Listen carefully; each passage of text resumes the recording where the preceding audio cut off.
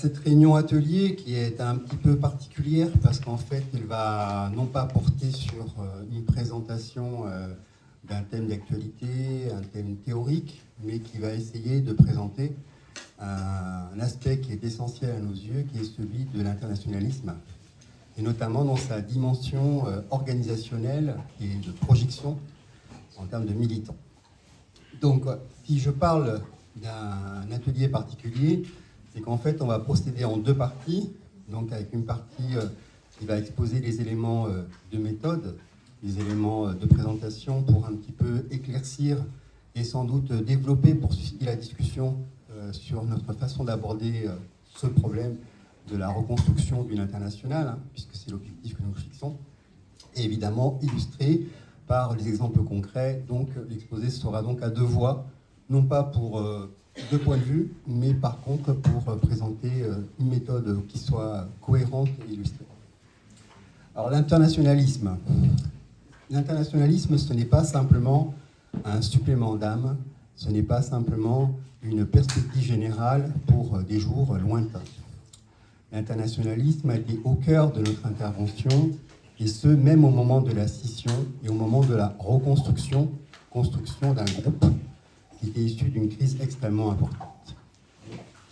L'internationalisme, comme vous le savez, ce n'est pas juste la prise de conscience des prolétaires de l'intérêt commun qu'ils ont à l'échelle du monde pour faire cesser la concurrence entre eux. L'internationalisme, c'est vraiment la possibilité concrète que nous nous donnons de commencer l'abolition des classes sociales, des différences et des ségrégations qui nous sont imposées par la société capitaliste. C'est donc à la fois un objectif et c'est aussi une méthode de travail. Donc à travers les langues que nous impose, y compris la dispersion et l'immigration, le développement contradictoire du capitalisme, en fait, depuis les origines du mouvement ouvrier, l'internationalisme est au cœur des pratiques politiques, et je dirais même, pour être un peu provocant, avant même qu'il soit pensé comme une théorie pratique.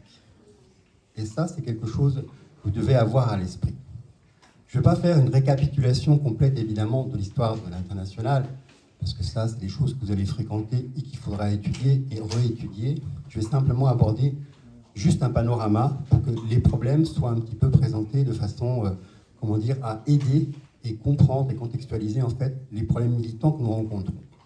Parce que les problèmes que nous allons aborder sont des problèmes à la fois théoriques et sont aussi des problèmes concrets.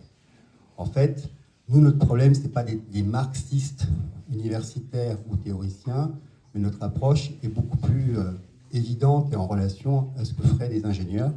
C'est-à-dire, en fait, nous devons simplifier la réalité pour produire des résultats concrets, pour des outils efficaces pour la libération de la classe ouvrière. Voilà. Donc, bavard, pas trop. C'est possible de parler plus fort, comme ça? C'est pas gênant pour le premier rang? Très bien. Donc, du coup, la première internationale, c'est réaliser l'unité des théories et des pratiques du mouvement ouvrier. La deuxième internationale, comme l'explique Lénine en 1894, c'est, en citant Kautsky, c'est la fusion du socialisme et du mouvement ouvrier. La troisième internationale, c'est poser la question de la prise du pouvoir avec toutes les leçons donc issues de 2-3 révolutions et d'une accumulation exceptionnelle avec l'expérience du mouvement russe et qui est devenue internationale. Mais dans un contexte qui est particulier, et c'est ça la leçon que nous devons retenir, c'est un prolétariat qui est organisé, qui est conscient et qui est minoritaire au sein des sociétés où la Révolution d'octobre s'est présentée. C'est très important. La quatrième internationale, eh bien, en fait, c'est un petit problème. Parce qu'en fait, c'est à la fois la continuation historique de l'héritage politique de la Révolution d'octobre. Et donc, en fait, ce n'est plus simplement le mouvement ouvrier qui s'organise et qui fusionne dans le socialisme, c'est des minorités révolutionnaires, minoritaires dans le mouvement ouvrier, qui se donnent la question et comme objectif la reconstruction et la prise du pouvoir.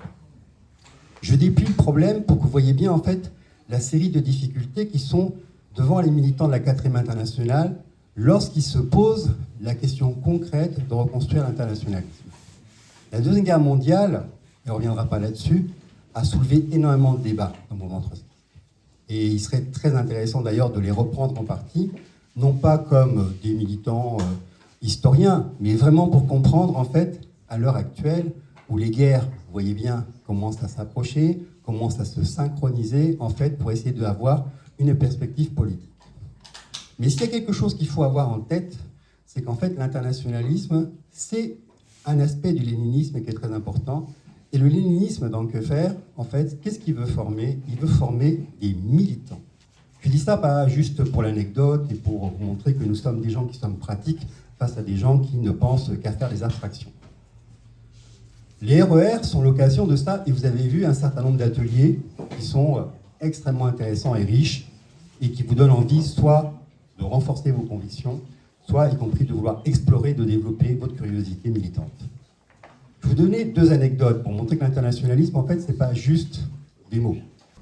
En fait, en discutant avec un militant syrien qui est présent à nos RER, en fait, lui pensait que la façon de militer qu'il avait était absolument pas du tout originale, et finalement, il avait l'air de dire j'ai pas grand-chose à raconter, quoi. Sauf que ce qu'il nous a raconté aux camarades, et je remercie les camarades qui ont fait la traduction, il nous a expliqué en fait comment on militait sous une dictature à partir de son lieu de travail où le camarade est coiffeur. Et comment, à partir de quelque chose de très simple, il arrive à créer un carrefour d'organisation, de filtres sociaux, de relations qu'il arrive à cristalliser, tout en ménageant les stratégies pour éviter la répression, être repéré, être l'opposant qui n'est pas trop opposant, les gens qui viennent, et organiser aussi un certain nombre de choses, faire militer les gens, et y compris faire passer des médicaments avec des soldats partisans du régime, parce qu'en fait le gars est sympa. Ça, c'est militer. Et c'est pas un cadre unitaire, c'est pas tout ça, c'est militaire. Bien, tout ça pour dire que c'est pas ce que nous allons vivre, pas tout de suite. Mais par contre, ça développe un peu notre imaginaire, quoi. Une autre discussion avec un autre camarade pareil. Ça n'a pas l'air d'être très politique, mais vous allez voir qu'en fait, ça l'est évidemment énormément. Comment faire une université d'été ou même un camp avec quelques camarades dans un pays où en fait vous êtes interdit en fait? Bien, par exemple, vous pouvez faire des sorties à la plage avec un club écologiste qui va discuter d'écologie pour discuter de politique. Vous avez des brochures écologistes, vous nettoyez la plage, vous discutez avec les habitants du quartier et de la petite baie dans laquelle vous êtes pour ne pas éveiller le soupçon. Vous passez pour des farfelus, des gens un peu étranges et un peu gentils. Et évidemment, ça vous sert de couverture pour pouvoir militer. Là, l'exemple est plus transparent. Mais ce que je veux dire par ces 2 choses-là, en fait, c'est que le militantisme internationaliste, c'est d'abord éveiller l'esprit d'invention, d'échange. La question n'est pas de copier, de répliquer. La question n'est pas d'arriver en fait à avoir un modèle général, mais par contre d'avoir une méthode générale pour l'intervention dans des contextes extrêmement différents, c'est-à-dire avoir une compréhension commune à l'échelle internationale des étapes de développement de la conscience et du militantisme, qui lui prendra des formes extrêmement différentes. Vous voyez bien, là du coup on commence à rentrer un peu clairement dans le problème. Alors aujourd'hui, bien sûr, il y a une tension, et cette tension, elle vient du fait que le mouvement révolutionnaire, et là je parle essentiellement pour le mouvement trotskiste, en fait, vit une période de crise qui est extrêmement importante, dont d'ailleurs nous sommes issus. Cette crise, en fait, elle traduit un certain nombre de divergences, mais aussi de régressions politiques. Vous avez une grande partie, et voire peut-être une majorité du mouvement trotskiste, qui passe de Trotsky à Marx, voire peut-être parfois en dessous, et se retrouve aux marges du socialisme utopique. Nous, notre tâche, c'est de refaire le saut en sens inverse, c'est de partir de Marx vers Lénine. C'est un petit peu la tâche que nous avons. Et là, en fait, vous voyez bien que là, vous avez le cœur du problème des questions internationalistes telles que nous les posons. En fait, cette image-là qui vous semble un petit peu bizarre, c'est pour mettre en exergue une discussion, c'est que nous devons faire discuter Lénine et Trotsky avec des méthodes convergentes mais différentes sur la construction du parti. La révolution permanente est une théorie élégante et qui vous permet de comprendre avec énormément de finesse les processus et les tâches de la révolution russe, mais sans le parti de Lénine, en fait, ça reste une hypothèse de travail. Brillante, mais une hypothèse de travail. Donc voilà un petit peu le cadre général dans lequel nous militons. Aujourd'hui, le mouvement révolutionnaire est fragmenté, divisé.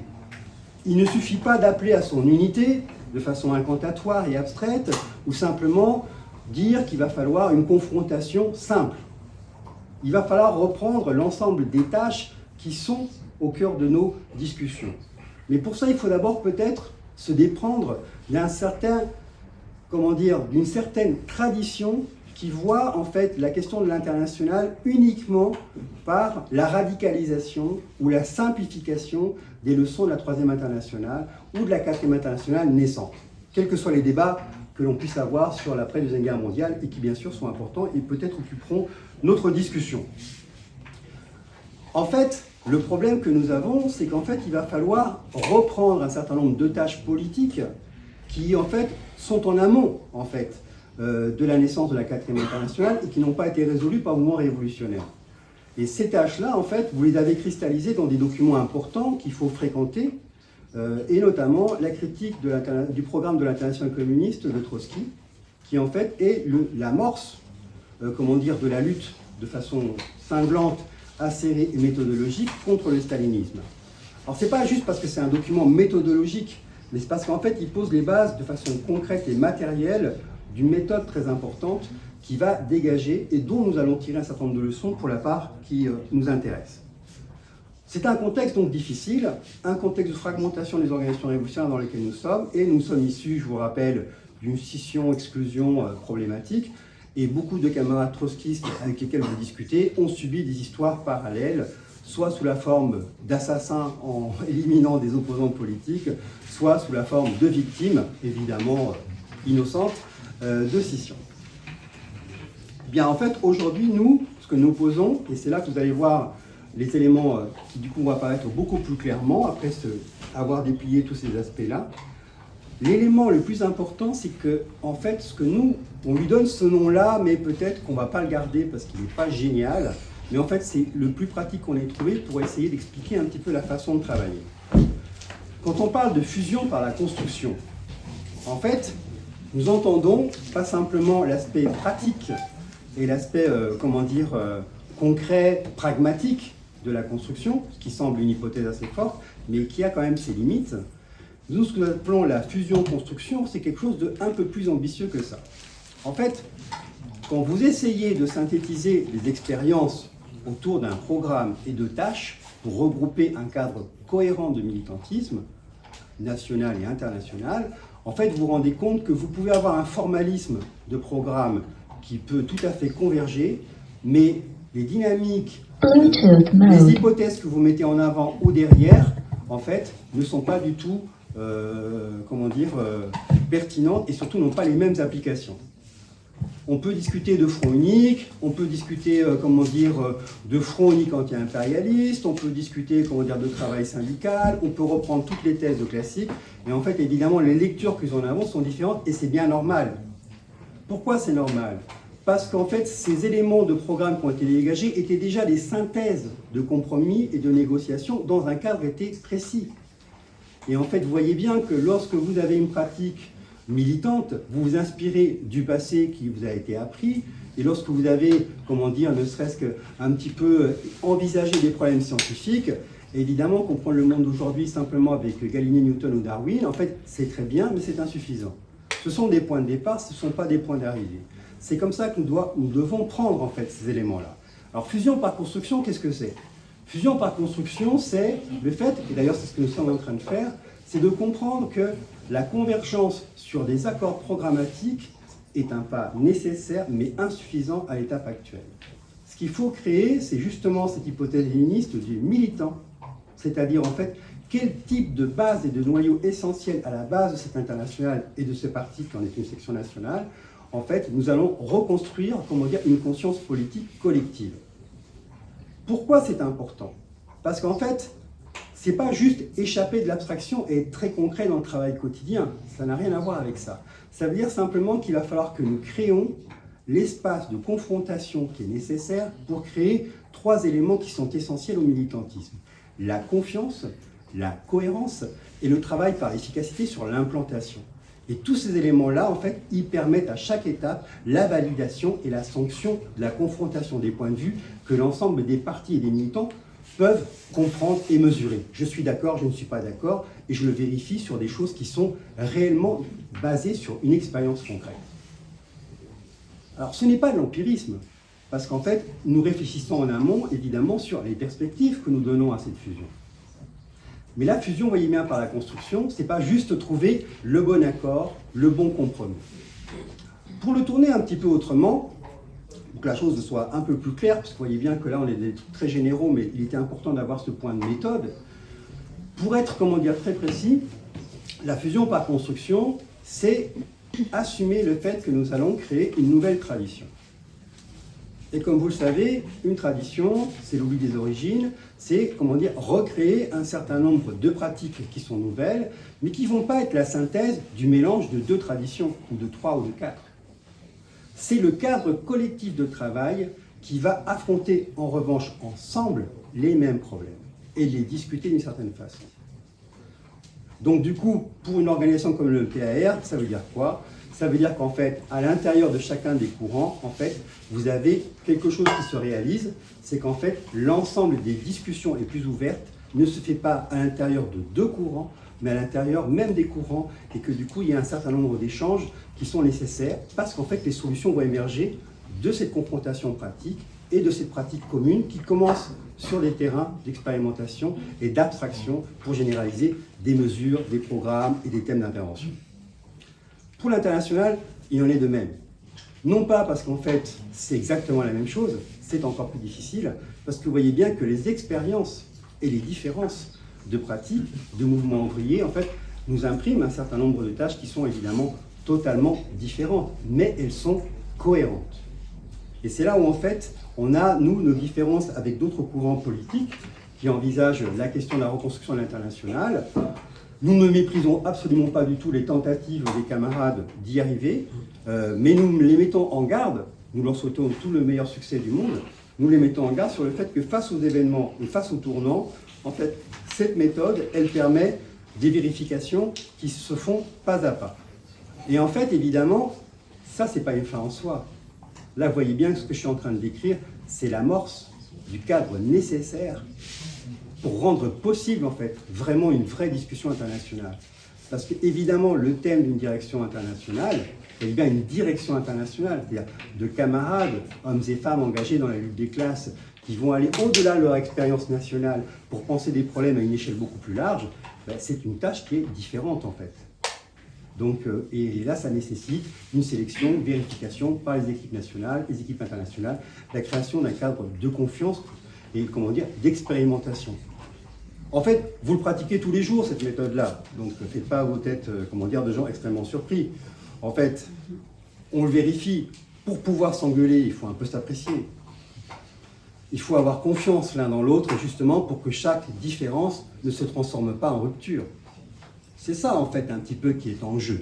Ce qui est extrêmement contre-productif, c'est d'arriver à des ruptures de décision. Et notre bilan, à nous, il est aujourd'hui évidemment modeste pour l'organisation, mais modeste, je trouve, pas tant que ça. Parce qu'en fait, nous sommes en train d'amorcer, avec d'autres forces politiques, des processus qui sont bien différents, mais qui, à nos yeux, sont complémentaires. Vous voyez bien, par exemple, les conférences de Milan et de Paris. Alors évidemment, au début, les camarades de lutte ouvrière ou de Révolution permanente ou d'autres groupes, le Parti ouvrier d'Argentine et d'autres, disent mais écoutez, c'est absolument n'importe quoi de faire discuter des luxembourgistes, des néo-bordilistes, des trotskistes de différentes sortes, y compris des anarcho-syndicalistes de pays de l'Est. Bien. Nous avons la faiblesse de croire qu'un pas initial pour la construction d'une conscience internationaliste, c'est la confrontation et les échanges permanents entre militants révolutionnaires. Nous sommes très audacieux, voyez-vous. Et pourtant, ça nous semble quand même le pas de base. Et pourquoi ce pas de base est important? Parce qu'il n'y a pas de quiproquo entre nous. Il est évident qu'avec les camarades de l'OTA communiste ou les anarcho-syndicalistes de Bulgarie, nous n'allons pas construire une internationale ensemble. Le problème, c'est que nous allons par contre échanger des expériences, et je vous assure, c'est bigrement intéressant ce que peuvent tenter les groupes, et parfois aussi, ils vous font réfléchir sur ce que vous faites. Non pas parce qu'ils produisent forcément des choses qui sont qualitativement supérieures à ce que vous faites, mais en fait, elles mettent en question, en fait, ce que vous faites et peut-être la routine dans laquelle nous sommes.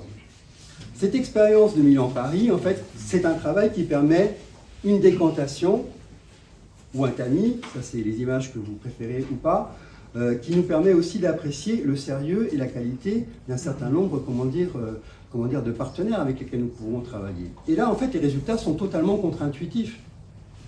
En fait, nous avons beaucoup de camarades trotskistes avec lesquels nous avons des relations exécrables, et d'autres avec lesquels nous avons de bonnes relations, qui sont peu nombreux, mais nous avons par exemple de très bonnes relations militantes avec des gens avec qui nous avons des accords extrêmement importants, comme les camarades de l'OTA communiste, par exemple. Et pourtant, eux et nous sont tout à fait d'accord, et de façon très polie, de dire qu'il est hors de question aujourd'hui de construire un parti en commun. Par contre, se confronter et tester nos idées, etc. ensemble, c'est une question presque d'hygiène politique. Ça, c'est le premier aspect. L'autre aspect, bien sûr, et Gaël le reviendra et le développera, c'est la question, évidemment, de la confrontation de l'héritage politique, issu de la minorité lutte ouvrière et issu, des camarades de la Tendance internationale révolutionnaire, qui militent au sein de la 4e internationale. Bon, vous voyez bien, les groupes qui viennent de l'État espagnol, de Grèce, des États-Unis, d'Allemagne, qui sont de taille d'ailleurs comparable, en fait, ont des traditions, des expériences qui sont différentes. Et en fait, nous, on pourrait tout à fait faire comme beaucoup de trotskistes paresseux, considérer qu'en fait, ce sont juste des alliés à l'intérieur d'une mini-internationale ou une tendance où le groupe le plus important, bien sûr, va avoir plus de poids. Ce n'est absolument pas du tout ce que nous allons faire, et le camarade développera là-dessus. Je voudrais juste tout simplement dire une chose, et pour terminer, en fait, sur cette histoire d'internationalisme, qui est quand même très concrète, en fait. On a la chance ici de vivre dans un pays qui n'est pas simplement merveilleux pour sa cuisine, mais parce que c'est un pays qui est internationaliste par le fait que ce sont les bourgeois et les impérialistes français qui nous forcent. En exportant, ses capitaux dans le monde entier, la France fait venir à elle toutes les contradictions du monde. Et donc, vous avez en bas de chez vous des gens qui viennent de partout, qui travaillent, des collègues, et vous verrez en fait, et je dis ça notamment par rapport aux jeunes, faites l'effort aussi de faire tout ce travail-là. Vous allez découvrir des travailleurs qui parlent 3-4 langues et qui sont aujourd'hui peut-être dans des situations extrêmement précaires, parfois illégaux, mais qui vont rejoindre, comme aux États-Unis, le cœur de la classe ouvrière, et ce seront nos collègues de demain. Aujourd'hui, d'ailleurs, on le voit, la bourgeoisie déverse le racisme et l'extrême droite, etc. Et en même temps, elle a besoin, dans cette espèce d'hiver démographique européen, de recruter des prolétaires et de les faire venir du monde entier. Voilà, ça c'est les vraies contradictions, et évidemment pour nous elles sont appétissantes. Évidemment, il va falloir lutter pour se défendre, et en même temps nous avons du sang neuf et des expériences qui sont nouvelles, etc. Juste un petit point, l'internationalisme, c'est pas juste discuter avec d'autres organisations, c'est aussi discuter avec parfois des militants individuels et d'autres traditions. En fait, c'est ça qui vous fait comprendre qu'en fait, cette perspective internationale, elle se décline par énormément de biais sur la tradition du mouvement révolutionnaire trotskiste, sur d'autres courants qui aujourd'hui sont importants. Là, par exemple, on discute avec des camarades qui viennent de la tradition des marxistes-léninistes pro-albanais Tirana. C'est pas le truc le plus sexy du monde. Et pourtant, les militants que nous avons découverts et vus sont des militants ouvriers extrêmement dévoués, qui sont en train de faire le bilan d'ailleurs du stalinisme, etc., eh bien nous avons bigrement raison de continuer ces discussions à développer, non simplement parce que nous allons gagner peut-être de l'audience, mais nous allons peut-être aussi apprendre énormément de choses. Certains d'entre eux ont produit des expériences militantes qui sont remarquables à l'échelle de petits groupes, qui ne sont pas si petits que ça parce qu'ils sont bien plus grands que nous, mais à l'échelle de la Turquie. Franchement, je pense que c'est une page qu'il va falloir tourner et préparer. Voilà donc pour les éléments de présentation de méthode. Vous voyez bien, on part de choses qui sont historiques et très générales, des choses qui sont parfois très singulières, mais tout ça est cohérent dans le cadre du fait que l'organisation, c'est ça la force de la classe ouvrière, c'est la prise de conscience. Et la prise de conscience passe par l'organisation, mais par la compréhension pratique de tâches à résoudre pour créer des opportunités. Et donc, en fait, vous voyez bien que l'internationalisme, en fait, ce n'est juste, et pour résumer et terminer, l'expansion politique, en fait, du prolétariat, pour arriver à faire quelque chose qui est totalement singulier, évidemment, c'est l'abolition des classes sociales et l'établissement de cette belle étape qui est l'écriture du prolétariat. Je pense évidemment, et je suis tout à fait d'accord avec l'importance qui est donnée à la question de la méthodologie. J'avais envie, en fait, dans cette discussion, vous avez vu un peu l'intitulé du topo, c'est « Construire une organisation internationaliste, des liens internationaux et une internationale ». Et en fait, revenir un peu sur tout ce qu'on a fait cette année, mais j'ai envie de dire depuis la scission, qui est extrêmement riche et sans vouloir faire aucune analogie ni référence, mais qui est évidemment très inégale, mais dont on essaye de faire en sorte que ça se combine. Donc la fin de mon introduction, je vais y revenir de manière, en tentant en fait d'y revenir de manière assez précise, et que ça puisse aussi susciter débats, discussions et questionnements. Mais il me semblait important quand même, comme l'a fait Celso, de revenir sur l'importance pour des militants communistes, des militants internationalistes, d'en fait prendre de front la construction, j'ai envie de dire, d'une organisation révolutionnaire par tous les bouts, au niveau national et au niveau international, et pas par étapes, au même moment, et de revenir pourquoi on est intéressé, enfin pourquoi on a cet internationalisme prolétarien chevillé au corps. D'abord, pour ceux et celles que ça intéresserait, puisque moi je trouve que c'est évidemment, c'est en préparant cette discussion qui est venue, il y a la question de la fusion de deux traditions du trotskisme français, issues de lutte ouvrière et issues de la LCR, au sein du NPR, donc deux traditions importantes du trotskisme au niveau international et en France évidemment, mais on est en train de fait pas juste de prendre ou faire un patchwork, de fait par tous les problèmes et par la méthodologie que développait, comment dirais-je, Celso, on est en train de forger de fait une nouvelle tradition. Pour ceux et celles qui voudraient voir un peu les éléments de filiation par rapport à notre tradition des camarades qui sont issus soit de la Ligue communiste révolutionnaire, soit du secrétariat unifié, il y a un texte pour nous. Évidemment, tous les textes de Lénine, de Trotsky sont des fondamentaux, mais il y a un texte qui condense pour nous les éléments et la nécessité de la construction d'une organisation internationale. C'est le texte d'Ernest Mandel et de John Ross qui s'appelle « Nécessité d'une organisation internationale révolutionnaire » et qui est disponible sur le net, qui est une petite brochure en réalité, et dont, pour ceux et celles qui ont envie de voir un peu ce qui, en tous les cas, fait référence pour nous, ça peut être utile pour les camarades. Alors, qu'est-ce que l'internationalisme prolétarien ? Ce mouvement en fait internationaliste, c'est à la fois une tendance en fait spontanée du mouvement ouvrier qui en fait recherche l'efficacité la plus grande pour ses actions. Dès 1792, il y a un cordonnier écossais qui fonde une organisation quasi exclusivement composée d'ouvriers, excusez-moi pour l'accent, la London Corresponding Society, pour s'opposer à la guerre que prépare le gouvernement bourgeois anglais contre la jeune révolution française et affirmer la solidarité avec celle-ci.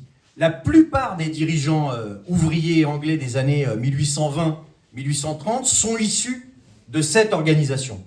En 1862, les représentants des syndicats britanniques organisent un banquet en l'honneur des ouvriers français venus à l'exposition universelle et leur déclarent à cette occasion, aussi longtemps qu'il y aura des patrons et des ouvriers, qu'il y aura concurrence entre les patrons et des disputes sur les salaires, l'union des travailleurs entre eux sera leur seul moyen de salut.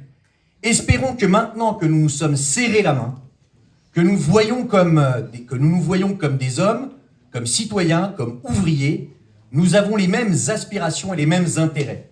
Nous nous permettrons pas que notre alliance fraternelle soit brisée par ceux qui pourraient croire de leur intérêt de nous voir désunis. Espérons que nous trouverons quelques moyens internationaux de communication et que chaque jour se formera un nouvel anneau de la chaîne d'amour, alors c'est poétique, qui unira les travailleurs de tous les pays. Alors il y a de manière spontanée, pour le besoin, l'efficacité, évidemment, la recherche de ces liens internationaux. Mais comme l'a explicité Celso, cet internationalisme, il doit être rendu conscient et consciemment poursuivi. C'est en fait une bataille permanente. Pour cela, il faut voir si ces fondements matériels existent, si c'est autre chose qu'un sentiment vague et généreux. En réalité, quelles sont les bases matériel du mot d'ordre du manifeste de Marx et Engels de 48, prolétaires de tous les pays, unissez-vous. Effectivement, en 48, le manifeste du Parti communiste proclame « Les ouvriers n'ont pas de patrie ». Et dès 1845, Marx avait développé cette idée. La nationalité du travailleur n'est ni française, ni anglaise, ni allemande, elle est le travail. L'esclavage salarié, la vente de soi-même. Son gouvernement n'est ni français, ni anglais, ni allemand.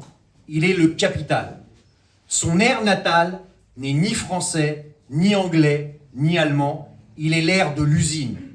La terre qui lui appartient n'est ni française, ni anglaise, ni allemande.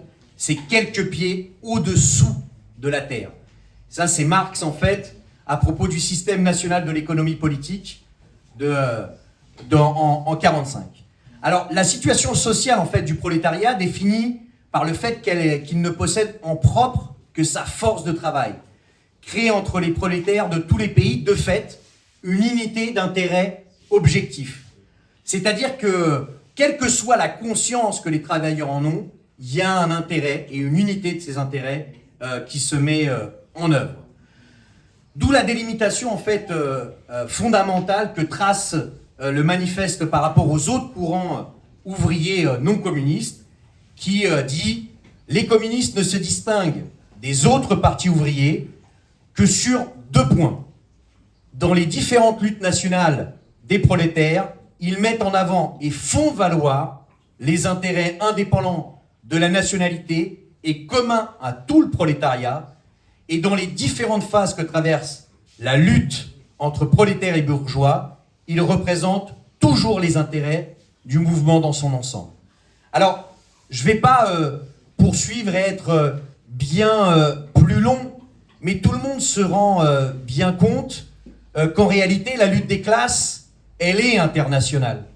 Que les limites nationales qui entravent le développement des forces productives, en fait, elles sont, et on le voit avec les rivalités interimpérialistes, avec les guerres impérialistes, elles sont explosées.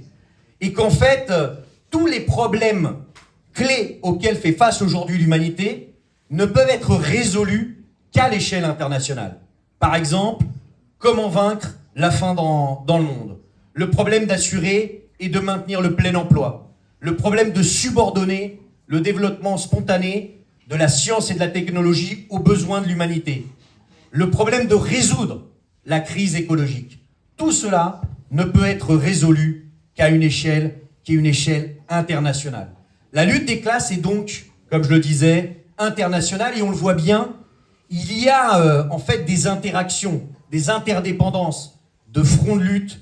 Un succès ici encourage une bagarre ailleurs. On pourrait donner plein d'exemples, mais sur la phase des processus de révolution arabe, ça a eu un impact sur le mouvement des places en Grèce. Ça a eu un impact sur le mouvement des indignés des places dans l'État espagnol. De la même manière, la grève victorieuse du mouvement étudiant en France contre le CPE a eu un impact en Grèce. Ça a été expliqué d'ailleurs par les camarades de l'OKDE dans le cadre de notre premier camp international que nous avons eu cet été. Donc l'internationalisme prolétarien, en fait, c'est pas un gadget, c'est pas une préoccupation exotique, une utopie, mais c'est une nécessité, c'est une urgence. Et le camp d'en face, en réalité, il se dote, malgré les crises, les rapports de force internes, mais il se dote d'outils internationaux. Que ce soit dans le domaine économique et financier, FMI, Banque mondiale, militaire, avec l'OTAN, ou politique, avec le Parlement européen et l'ONU. Et c'est pour ça que c'est complètement une impasse. Ça mène dans le mur la classe ouvrière, les travailleurs et les travailleuses, lorsque la gauche institutionnelle implore, évoque, demande à l'ONU de résoudre, en fait, les travailleurs, ou à ces instances internationales, de résoudre les problèmes des travailleurs et des travailleuses. Alors, justement, pas d'internationalisme conséquent sans une éducation internationaliste, pas d'internationalisme sans conséquence, sans une discussion sur quel type d'orientation on mène aussi au niveau international. Et donc, on essaye, depuis notre niveau, qui est petit, mais qui en même temps, si on regarde un petit peu, alors peut-être que ça peut faire l'objet de discussions, c'est-à-dire comment des organisations un peu d'avant-garde, c'est-à-dire de cadres minoritaires, vaillantes, peuvent rencontrer à un moment donné des secteurs de masse. Et je pense que c'est utile de revenir un peu. Alors évidemment, la vapeur est indispensable. Je veux dire, tu ne vas pas la produire par toi-même. La vapeur, les explosions sociales, elles sont indispensables. Mais la construction de ces organisations de militants professionnels, d'organisations d'avant-garde, de cadres se construisent avant les périodes pré-révolutionnaires, avant les situations de crise révolutionnaire. Par exemple, Lénine, c'est avant la Révolution et même dans les périodes de pire réaction, qui continua avec obstination, ce que tu faisais référence, de construire et de conserver une organisation de cadres qui, en fonction des dimensions organisationnelles qu'elle finit par atteindre progressivement, put fusionner avec de larges courants de masse et devenir un parti révolutionnaire de masse entre février et octobre 2017. Il fallait évidemment une orientation politique correcte pour ce faire, obtenue grâce aux thèses d'Avril. Mais même avec la meilleure orientation politique du monde, la révolution d'octobre n'aurait pu triompher si ce parti de masse n'avait pas existé. Et ce parti de masse n'aurait pas pu se construire sans la formation et la consolidation patiente de cadres bolcheviques pendant les 15 années précédentes. Contrairement à ce que prétend une légende qui a la vie dure, les marxistes révolutionnaires russes ont progressé numériquement de quelques dizaines avant la fin du 19e siècle à quelques milliers en 1905 et à quelques 15 à 20 000 en février 2017. C'est à partir de cette base solide qu'ils ont construit un parti de masse de 240 000 membres en octobre 2017. Alors, donner ces éléments sur notre nombre, la petitesse, notre capacité ou non à nous connecter avec les masses et qu'est-ce que nous essayons de faire avec les différents niveaux. Et cette question de méthode. La question de la conférence de Milan, les camarades de l'Ota Comunista nous le rappellent souvent, ce n'est pas l'Ota Comunista qui a impulsé les conférences de Milan, mais plusieurs organisations révolutionnaires en Italie, diverses, comme tu l'as précisé. Quelle est la logique de ces conférences et l'importance de faire grandir son périmètre politique? C'est qu'il sert en fait de tamis. La première conférence de Milan, par exemple, a permis aux camarades de la LIS de rencontrer les camarades du PCL italien. Ça permet, quand je dis tamis, de retrouver en fait des camarades avec lesquels on a des proximités politiques. Ça permet aussi, avec ceux et celles avec lesquels on a des divergences politiques importantes, de combattre le sectarisme.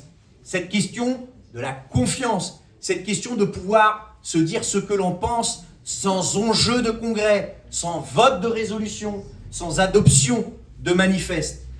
Et de fait, l'ESU, secrétariat unifié de la 4e internationale, de par l'histoire de notre présence à tous et toutes au sein du NPA, avec le lancement du NPA de la part de la LCR, mais aussi évidemment de par l'appartenance d'une partie des camarades du NPA au SU de la 4e internationale, joue un peu ce rôle-là. Je le disais dans le cadre de la préparation à Celso, dans le cadre du congrès mondial, dans lequel on pourrait revenir un peu, qui a eu lieu en février dernier ou mars dernier, dans la préparation, c'est-à-dire sur l'année d'avant, on pouvait estimer ou se dire qu'on partirait en fait dans une logique qui serait plutôt une logique sortiste. Évidemment que cette internationale ne joue pas le rôle d'un parti mondial ou d'une unification ou d'une capacité d'intervention ou d'une compréhension commune. Mais il permet, dans une situation où le rapport de force est défavorable pour les travailleurs et les travailleuses au niveau international, d'avoir un point de rencontre de discussion, de procéder de la même manière. Alors pas dans le cadre de la confiance, puisque les rapports avec la direction majoritaire de la 4e internationale sont tendus, sont fermés dans la capacité de pouvoir réfléchir à voix haute, n'ont strictement rien à voir avec l'ambiance qui se respire dans le cadre des conférences de Milan et de Paris, mais permet en fait de pouvoir faire des points de discussion et d'accroche comme on l'a fait dans le cadre de ce dernier congrès mondial, avec un petit groupe d'une 50aine de camarades au Pakistan, un autre petit groupe qui intervient au sein du PSOL au Brésil, etc., etc. Et donc, de reconfigurer. Évidemment, si notre politique n'était que celle-là, tout ce que j'ai explicité et ce qu'on a dit par rapport à notre conception du léninisme, la construction d'une organisation militante d'avant-garde, le fait de construire à la fois les murs, le toit, c'est l'image que donnait un peu notre tradition sur à la fois l'organisation nationale, à la fois l'internationale, mais avec des fondations, c'est-à-dire un programme qui soit solide, serait complètement à côté de la plaque. Et c'est le fruit de la politique qu'on a menée avec ce qu'on appelle le club des 5. Terme, puisque nous sommes trotskistes, toujours très drôle, mais qui en réalité veut dire quoi ? Autour de la fusion, construction d'une nouvelle organisation, nouvelle tradition, qui est très politique et qui a strictement rien à voir avec les éléments de compromis pour avoir un texte sur lequel on puisse se revendiquer chacun, mais surtout pas pouvoir militer ensemble. Parce que ça, la tradition communiste révolutionnaire est très forte. Avoir des textes qu'on peut se revendiquer, mais incapable d'avoir une intervention commune dans une grève, dans un mouvement des retraites, dans une lutte comme celle de la solidarité avec le peuple palestinien, une délimitation stricte d'une gauche institutionnelle qui veut apparaître comme radicale, comme est aujourd'hui la France insoumise de Mélenchon.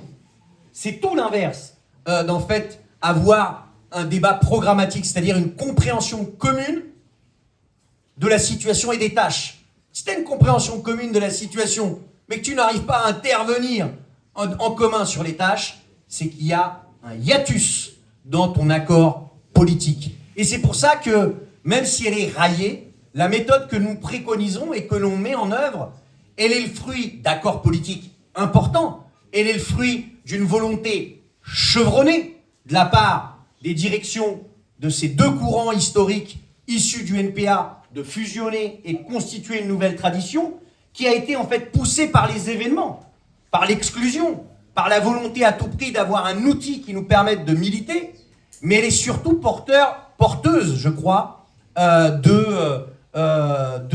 d'espoir, quoi, et de capacité à pouvoir regrouper plus largement. Alors qu'est-ce qu'on a fait ? Autour en fait des traditions des camarades issus de l'étincelle et d'anticapitalisme et révolution, il y avait les camarades des États-Unis de Speak Out Now, les camarades du RSO d'Allemagne, dont vous avez vu l'intervention d'hier. Je veux dire, on l'a fait de manière encore plus, j'ai envie de dire, claire dans le meeting du camp internationaliste.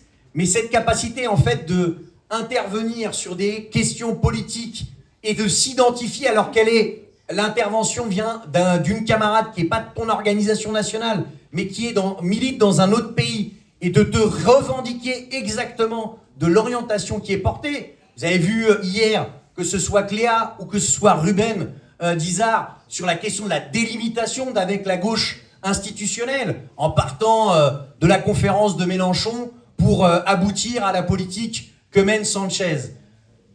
Nous avons donc, dans nos traditions, SON, Speak Out Now pour les États-Unis, RSO en Allemagne, les camarades d'Izard dans l'État espagnol, les camarades de l'OKDE, Spartacus, qui n'ont pas pu cette année participer au RER, mais qui ont participé au camp international. Et l'idée est de fusionner au niveau international, de ne pas attendre qu'il y ait un processus abouti, chimiquement pur, au niveau du NPAR, pour mettre en œuvre ce processus. Et de fait, dès la première édition des RER, on a eu cette préoccupation. Alors, pas avec la capacité de pouvoir mener un camp international et une édition des RER, mais avec une volonté d'avoir une présence importante de nos camarades respectifs.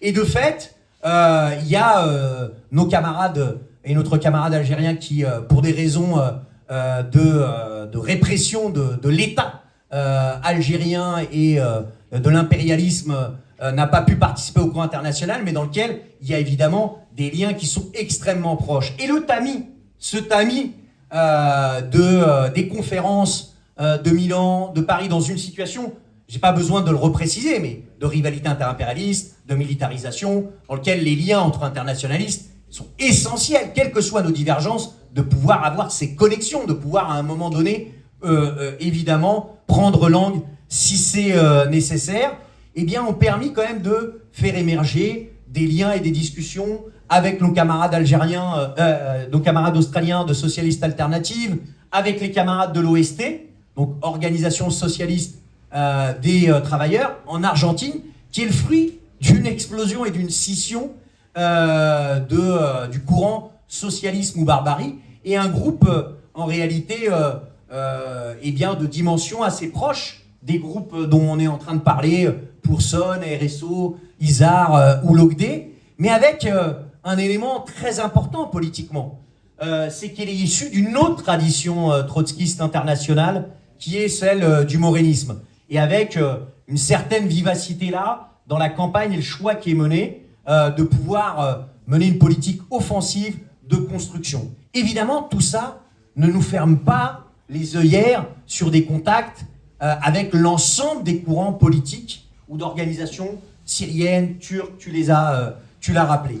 Tout ça pour dire, dans la petite minute qui me reste, qu'en réalité, on est dans une phase actuelle où il faut que ces questions-là, internationalistes, ne soient pas une question, j'ai envie de dire, de spécialistes, voyez, mais c'est une question quotidienne de tous les militantes et militants de l'organisation.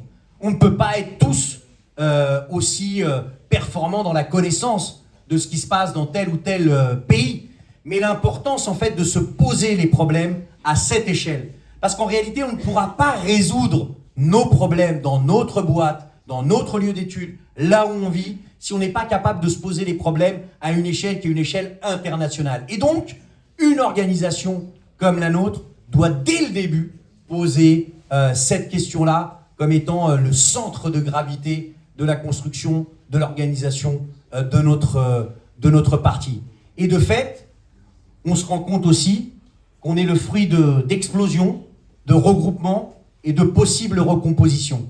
Et c'est de ça dont, malgré notre petitesse, malgré notre faiblesse et notre en termes d'âge et de temps, il y a aussi une méthodologie qui peut, à un moment donné, intéresser, attirer, avancer et permettre peut-être aussi de jouer. Parce qu'on n'a pas dit un mot là-dessus, mais être un outil dans le regroupement du pôle des révolutionnaires à l'échelle internationale, puisque c'est ça aussi l'objectif, d'où nos liens avec la LIS et l'ensemble des courants internationaux, une capacité en réalité à pouvoir œuvrer, pas comme étant nous la solution ou le but en soi, mais un outil pour ce pôle des révolutionnaires également à l'échelle internationale.